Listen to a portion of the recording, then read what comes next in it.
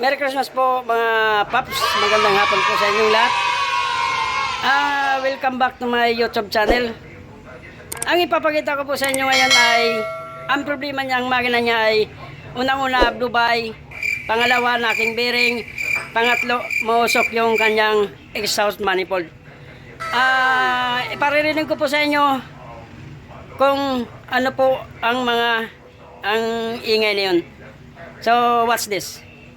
On masusi. Paandarin po natin mga papsyo para marinig natin yung tunog ng kanyang makina. Start po natin. Erekta po muna natin, hindi natin pala dadarin sa ignition key. Ayan po yung starter, tapos ano lang, positive.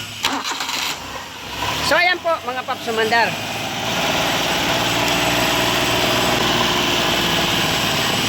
Babaan natin ang minor para marinig nyo kung ano yung problema. Ayan po. Maganda po yung kanyang yung kanyang minor. Ang problema po niya ay ito po yung kanyang breather. Ayan po. Hindi po kita sa camera pero ayan po lumalabas po. Kulay puti. Tapos mas lalo na po yan pag ating in-revolution. Ayan po. Ayan po, kulay puti po. Blue by po yan. Ayan, blue by po. So, ang kanyang piston at saka liner ay may clearance niya. Kaya ganyan po, lumulusot po yung kanyang compression. So, ayan po yung blue by. Kahit dito po sa ating lagayan po ng ating langis, yung salinan po. Ayan po, bubuksan po natin. Ayan po, mas lalo po yan. Ayan po, kitang-kita po yan. Kasi mas malaki ang butas dito kaysa doon sa hinugot ko kanina sa taas. Sa taas kasi yon. Ito sa baba mismo nang gagaling. Kaya yung compression na lumulusot hindi na nang maayos. Ayan po, kitang-kita nyo po yan. Nausok. Ayan po. So yan po ang sinasabing blue by. Tapos pangalawa po, yung bearing. Yung bearing niya po, sa ganyang andar, wala po kayong maririnig niyan sa ganyang minor na andar.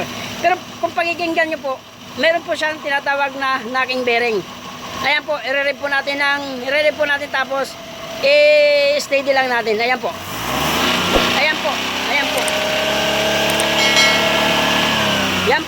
Yan po yung sinasabing knocking bearing. Ayan po. Ayan po, ayan.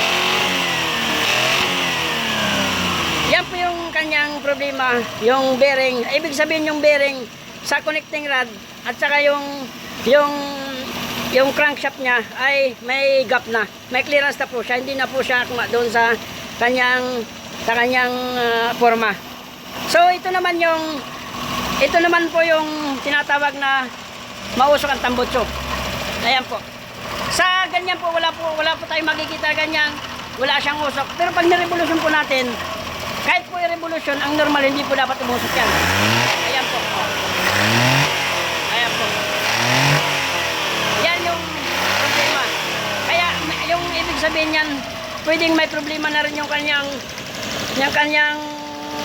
piston ring o di kaya yung piston may clearance na kaya may usok. Ayan po, walang usok. Pero pag nirevolution natin, ayan po. Ayan. Tapos yung bearing na, ayan, maingay. Tapos yung kanyang breather. Ayan po. Ayan po. So ang gagawin po natin dito ay general overhaul po. Bababa po natin yung makina sa ngayon habang maluwag pa yung kanyang engine bay. So hanggang dito na lang po mga paps.